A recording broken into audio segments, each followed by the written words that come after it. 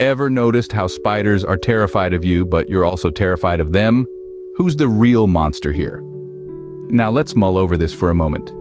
You, a towering giant, are scared of a tiny spider that's probably more frightened of your enormous shoe than you are of its 8 skinny legs. It's like Godzilla being afraid of a goldfish. Doesn't that seem a little bit ridiculous?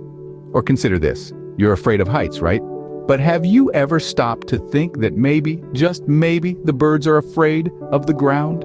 Imagine those little feathered creatures soaring high above, looking down and thinking, "Oh my, I hope I don't fall down there." That seems like a long way down. Sounds a bit ludicrous when you put it that way, doesn't it? And speaking of the absurd, let's talk about public speaking. You know, that thing that most people are more afraid of than death itself?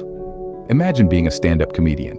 Your job is to make people laugh, and you're terrified of them not laughing. It's like a chef being afraid of people not getting food poisoning. Now, that's just silly. And then there's the fear of the dark. It's not the darkness itself you're afraid of, it's what's in it. But what if the monsters under your bed are scared of you? They're just chilling in their dark, cozy space, and you come along with your big, scary flashlight. Now, who's the monster? So, you see, when you really think about it, most of our fears are kind of absurd. They're like a comedy sketch waiting to happen. And maybe, just maybe, if we can learn to laugh at them, they won't seem so scary anymore. So, next time you see a spider, remember it's probably more scared of you than you are of it. If that isn't a confidence booster, I don't know what is. Have you ever thought about how worrying is like rocking in a rocking chair? It gives you something to do, but it doesn't get you anywhere. Now let me spin you a tale about a peculiar chap named Worry Wally. Wally was a professional worrier. Yes, you heard it right, a professional worrier.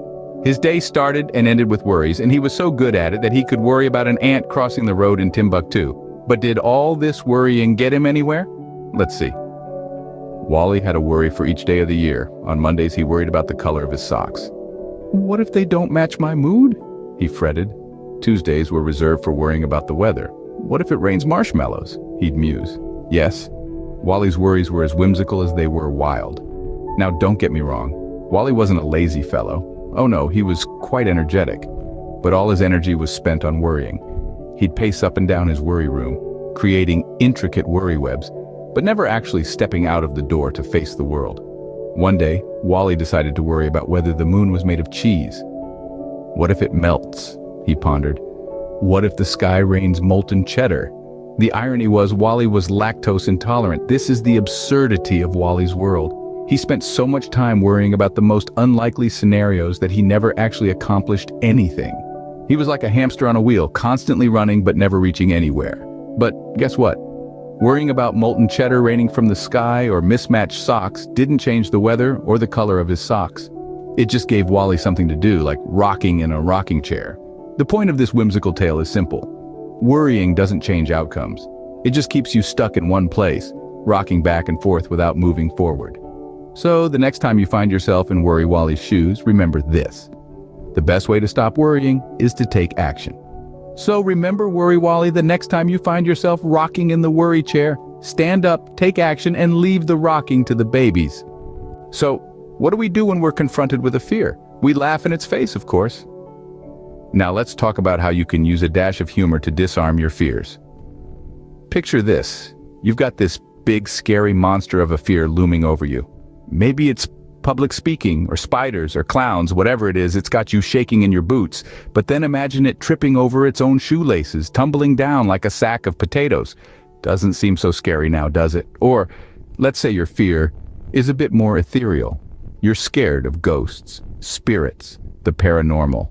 Well, picture this.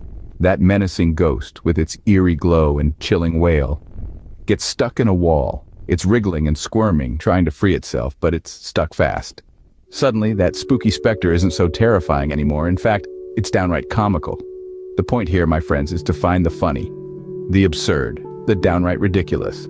Because when we can laugh at our fears, they lose their power over us. They're not these big, untouchable, terrifying things anymore. They're just silly. And who's scared of something silly? Laughter is a powerful tool. It's a shield against fear, a weapon against anxiety, and the best part, it's free, it's easy, and it's available to all of us. So the next time you feel that knot of fear in your belly, remember to laugh. Picture your fear in the silliest situation you can think of. Let the laughter bubble up, let it take over, because at the end of the day, fear is just a feeling. And feelings can be changed, manipulated, even laughed at. So go ahead, laugh in the face of fear, mock your worries away. Let your laughter be your courage, your strength, your defiance. Remember, the next time fear comes knocking, answer the door with a laugh, because nothing deflates a fear faster than a good chuckle. So, what have we learned today? Well, first off, we've discovered that anxiety is about as useful as a chocolate teapot. It melts under pressure and leaves you with a sticky mess. We've delved into the whimsical world of worry and found that it's a bit like a magic trick. You know, the kind where you pull a rabbit out of a hat, except the rabbit is your fears and the hat is your mind. We've also figured out that the best way to deal with fears is to laugh at them. You see, fear is just a bully, and it can't stand being laughed at. So the next time your anxiety tries to pull a fast one on you, just remember, laughter is the best medicine. And if that doesn't work, there's always chocolate. And remember, folks, when life gives you lemons, make lemonade. But when life gives you fears, make jokes. It's much more fun.